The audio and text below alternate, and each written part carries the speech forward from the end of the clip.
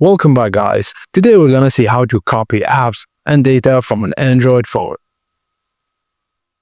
Firstly, turn both your new and old Android phones. On your new phone, follow the on-screen prompts to set up using another device. Keep your old phone unlocked and nearby. You may see a QR code on the new device. Use your old device's camera to scan it and start the wireless conversation.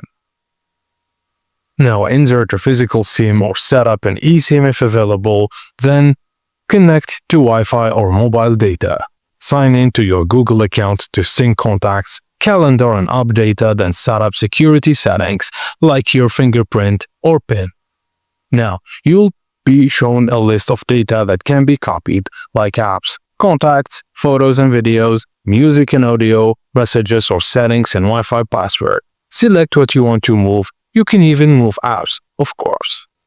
Now, the data transfer begins. You can keep using both devices during the process. Once it's done, your new Android phone will feel just like your old one with all your important data in place. Thank you guys for watching, and please don't forget to like and subscribe for more.